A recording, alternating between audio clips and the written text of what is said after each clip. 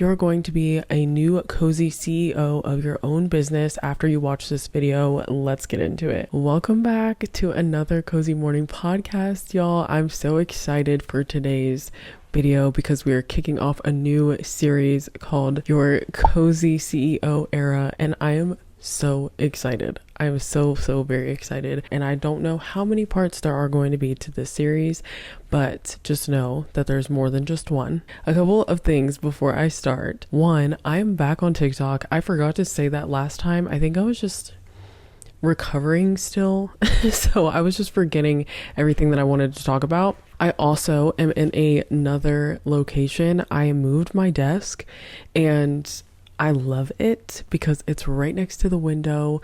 I feel like I'm in the light. I feel like I'm in the middle of the hustle and bustle of my house. It's just great. Yeah, we're gonna talk about being cozypreneurs today and cozy CEOs, and I'm just so excited. So let's just get right into it. Y'all know I have my notes over here to kind of keep myself on track and not like veer off too much. So please do not mind the constant looking down at the iPad, okay? So the first thing is I want to tackle is why is the like cozy girl approach to freelancing like different? I feel like we always can just add a title onto the front of something and just be like cozy CEO or girly CEO or I don't know, other things, fitness CEO, whatever it is, we can add that to the beginning of everything. But there is specifically a difference between the cozy approach to running a freelance business. The first one is that you prioritize your mental health and your work-life harmony. Everything that you do comes from a place of I need to make sure that up here is good before everything else is good. And I 1000% stand by the fact that if your mental health is not good, your business isn't either. I don't believe that you should just push through just because you can. I think that you need to prioritize taking care of your mental health and your physical health before you can do anything else. It's focused on creating systems that support a balanced lifestyle. So there are systems in place that are going to help you in your lifestyle. It is emphasizing quality over hustle culture. So it's not how fast can we turn around, how fast can we do things, how fast and how much can we do, more than it is about the quality. The cozy girl approach focuses on building a business that is fitting your natural rhythm of life. That is one of the biggest perks to working for yourself, and I think that's a lot of the time why people want to start a business, is to work for themselves so that they can work to live and not live to work. They do things so that way it better improves their life and their lifestyle, and that is why the cozy girl approach focuses on that. It's supposed to fit your life and not change your whole life and alter your whole life for a business. There are going to be changes. There are going to be things that you need to do. Okay, let's talk about the common misconceptions about having a freelance business. The first thing is that you need a huge following to start. That could not be further from the truth. I am going to talk about my story a little bit later, but I posted on Threads, which I think is one of the best platforms to be on for engagement, community, everything. But I posted on there that I was starting a business, and that is where every single one of my clients came from. I think right now, at the moment of recording this on Threads, I have 370 followers. That's it. I don't have millions. I don't have hundreds of thousands. It's 300. So you don't need a huge following. You don't have to work 24/7. I try to keep my weeks to a 40-hour work week. Sometimes it's a little less, sometimes it might be a little more depending on the week. So you do not need to work 24/7. Set yourself a good schedule. You need expensive equipment and tools right away. That is a misconception, because though you probably need tools, and depending on what you're doing, it definitely depends. But like, for instance, when I was doing my press-on business, I didn't have like the best press-ons at first. I got like a $10 box off Amazon. I also got a bunch of polishes. I think like for a pack of 20, I think it was like $20, and the polishes that I ended up getting to were $10 a bottle. So it just depends on what field you're in, but you definitely don't have to. Another misconception is that you have to offer every service in your field. No, don't do that. Find something that you're good at and stick to that. And we're going to get into that a little bit later as well. You need years of experience before starting. And though I do think that you need some experience before starting, saying that you need 10 plus years of experience before you start editing, or you need 10 plus years of experience before you start a press-on business. I was just a girl who liked nails, and I learned as I went. And though I didn't have like a bunch of clients right out the gate, I was my client. I was doing everything for myself. And so even now, like with my editing business, I edit all of my content. I'm learning, I'm growing, I'm doing all the things for me and learning the basics, so that way when I jump into the field, I know what I'm doing. And then the last thing is you can't make good money as a freelancer, and this is not true. The work you're willing to put in is the amount that you'll get back, and when you grow and when you know your worth, you'll see how much you can make. There are people in the press-on community that make 6 figures doing press-on nails. So you can't tell me that whatever it is that you're wanting to do, you can't make good money in. Okay, so let's get into you building this business. By the end of this, you should be able to have all the tools, all the resources that you need to start that freelance business. Okay, you're going to do this in 2025. Okay, and I'm going to walk you through it. So the first thing is a reality check. Okay, we have to check the reality real quick. Freelancing is more than just quitting your 9-to-5 job to work for yourself. Okay, it requires patience, it requires a plan, it requires skill set. I'm going to give you like a little roadmap of how to get there, but just know that you're not going to quit your 9-to-5 and make as much as you were making at your 9-to-5 tomorrow. So now that we have had a reality check, let's start with the boring stuff. Okay, you're going to set up your business foundation. You need legal requirements in a business registration, so like an LLC or a DBA. I'm pretty sure that you can get an EIN for free. That's what I did. My business is not an LLC, it's a sole proprietorship, and it's recognized for tax season and all the stuff and blah, blah, blah, blah, blah. Okay. Set up your business bank account. I use Novo. It's an online banking. It's free. You don't have to pay for anything. And what I really like about Novo is that you can actually set up these reserves. So it'll like put money into they're not different accounts, but it just kind of splits your money up. So you see how much you have in what. So like I put a percentage away for taxes. I put a percentage away for business expenses. I put a percentage away for just giving. That's what I use, but you can use any bank that you want. Boring stuff out of the way. Let's talk about setting up your cozy workspace. You don't need an Instagram perfect workspace. However, if that is your vibe, that's your vibe. You can work up to that. The essentials for a cozy workspace is a comfortable chair, which I'm sitting in right now. This one is actually super wide, so I can sit crisscross in it. Like I don't have to be like feet to the floor, feet flat, and like hands up while I type. I can like kind of sit comfortably, sit however I want. I also have a basket of blankets under my desk to be cozy. And then I also have little things here and there that are just of me. Picking the spot also helps maintain a good work-life balance. So, if I'm sitting here, I'm working. My biggest essentials would be a good comfortable chair. That's like the biggest thing.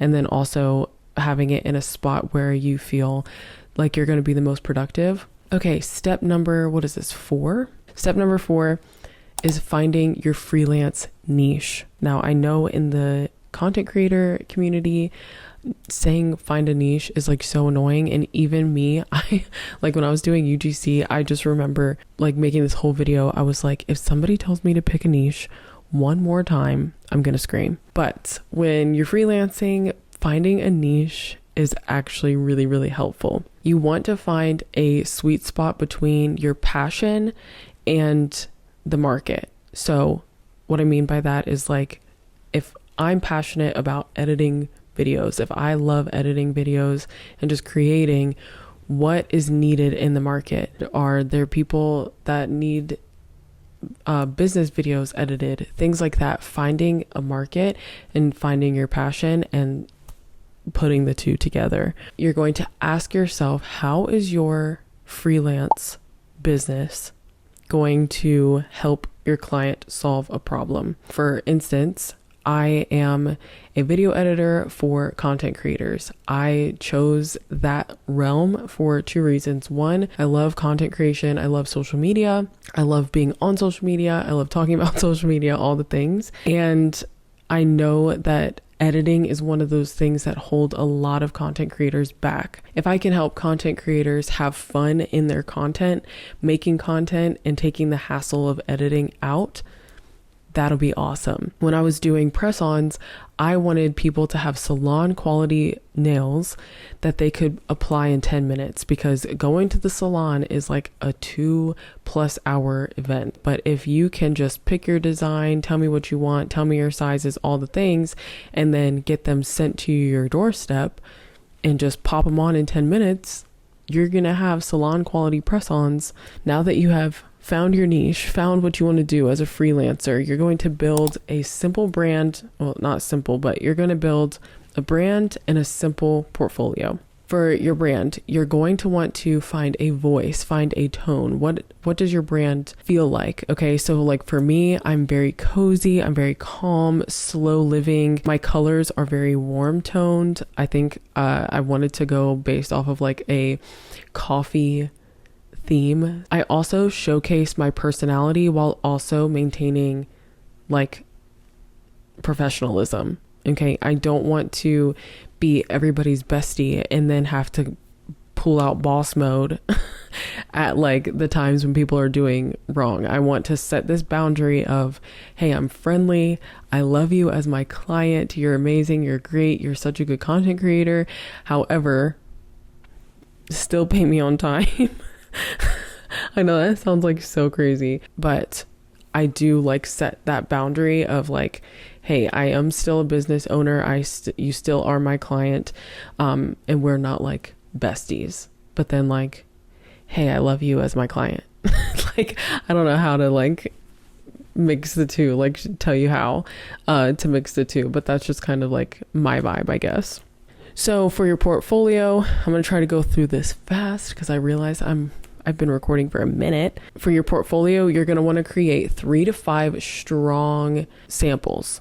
So even that, if that's like your stuff. So if, like for me, when I started, I created a video of me explaining what my business does, but because I'm a video editor, I was editing that video and I was showing what I can do, and I was making it like how I would edit somebody else's video, you know, having something that you can showcase. Then you're going to use something like Notion, Canva, Google Drive, something like that to put those things on, put your samples on and show people. It doesn't have to be this fancy website yet, but you get extra points if you do. But you just want to make it easy for people to go on, look at what you can do and say, yes, I want you, or no, I don't, because not every client is going to be for you. So moving on, finding clients. This is something that I feel like I always struggled with everything else besides this business. And I do believe that there's something to when you're walking in your purpose, you see how things just kind of fall in line and everything kind of just, the puzzle the puzzle pieces match. The ways that you can find clients or offer your services in Facebook groups, Reddit, LinkedIn, and Threads, my favorite place of all time. So the short, sweet version of the story is that I started my business to put on Fiverr. I was like, this is going to be like a little extra thing that I'm going to do on the side of content creation. Little did I know that it was going to be something that actually I would say I'm a full-time video editor and content creator, which is so crazy to say. I was making it for Fiverr and then I was like, you know what? Let me just post this video on Threads. That video blew up and that is where all of my clients came from. And I think still people that still message me now are still coming from that Threads post. Literally post everywhere. You don't know what's going to take off. You don't know where you're going to find your clients or what's going to happen. For me, Threads worked because there's a lot of content creators on Threads. And so the algorithm of Threads is just crazy. It loves me, unlike Instagram, which is crazy because they're made by the same people, but it's fine. It's fine. You can cold DM clients. I would not suggest this though, unless you have like somebody in mind. Like if you saw a content creator, for instance, for me, if I saw a content creator post, hey, looking for a video editor, DM me, then I would. But I wouldn't just go to like some random person and be like, hey, I can edit your videos. That might work. It might not. That's just not something that I feel comfortable doing. But if you do, by all means, go for it. The last thing I have is to optimize your Fiverr or Upwork or whatever platform like that you want to use. If you want to use it, step number 7 is pricing yourself right. You want to research your industry's rates. You don't want to price yourself too low. You don't want to price yourself too high. If you want to be more of an affordable person, make sure that you're not like offering over the top and then like, hey, pay me $5. You want to make sure that you are fitting the industry standard and you're pricing yourself correctly. So I would suggest starting with like starter pricing, then increase your rates when you have 3+ clients or like you've completed 3 client projects. So understand your worth and create packages that align with your lifestyle. I'll just keep using myself. I'm a video editor. I edit for content creators. So I'm not doing extensive like I'm going to remove this in the background, or I'm going to add this, or I'm going to like take you out of this part and put you into something else. I'm just literally I'm cutting up your video. I'm adding text. I'm adding sound effects. I'm making it like for something for people to engage with. Number 8 is managing your peace, managing your energy, managing all the things. The first thing is to create sustainable work routines. Don't be a stickler. Okay. You are your own boss and you can work when you want. Just make sure that you have a routine that you can always circle back to. For instance, for me, my work schedule is from 10 to 6, Monday through Friday, sometimes Saturday. But there are times where I have a dentist appointment, or I have to go somewhere in the middle of the day, or maybe I'm just not feeling it that day. I might take a little bit longer. Today, I had one client call and then I recorded this podcast, and that's it. That's all I've done today. And I think that's all I'm going to do today, just because my mental brain there's so much going on. So the next thing is incorporating self-care into your business. I absolutely love when businesses do like a little self-care thing, or they just make sure to treat their employees correctly and make sure that their employees are okay in the head. I'm all about your mental brain. I'm all about your mental brain, making sure that that's okay. So for me, each quarter this year, I made it a point to take off a couple of days, but just making sure to have these little breaks throughout the year, I think will really help keep myself motivated in my business. Another thing that you can do weekly as a self-care thing is leaving the house. If you don't already work from home, if you work from home, leaving the house, something that I want to start doing is actually going to a coffee shop or to a library or going outside and working for a few hours, even if it's only 2 hours. And I just feel like having this constant routine of familiarity, I don't know why that word is so hard for me to say, but having that same routine can really burn us out, because it's just like we keep doing the same thing over and over and over and over until eventually it's like, okay, what are we doing? So that is how you're going to start a business this year. So excited for you to have success in that way and be in your cozy CEO era and your cozypreneur era. So some key takeaways from this episode. 1, your business should not stress you out. It should be fun and exciting. You are the business. You are what is keeping the business going. If you are not working, there is no money coming in. So just know that it is challenging, but you can do it. And if you follow just these little simple things and do these little simple things to implement into your business, you're going to do fine. So that is all I have for you. Let's check in really quickly. I want you to just kind of write out a business plan of like how you're going to do all these things in research. But I want to ask you, what is one thing that you can do to step toward making that freelance business this week? I'm super excited to see what you guys come up with. Let me know in the comments below what you guys are going to do for this check-in. Don't forget to stay tuned to the Cozy CEO Era series. We're going to talk more about how you're going to become a cozypreneur and enter your cozy CEO era. Are new here, I thank you so much for being here and just being a part. You joined at the perfect series for sure. I'm so excited. Don't forget to like, comment, share, subscribe, press all the buttons. It lets me know and it lets YouTube know that you like this type of content, and if I should keep making this type of content or if I should just move on.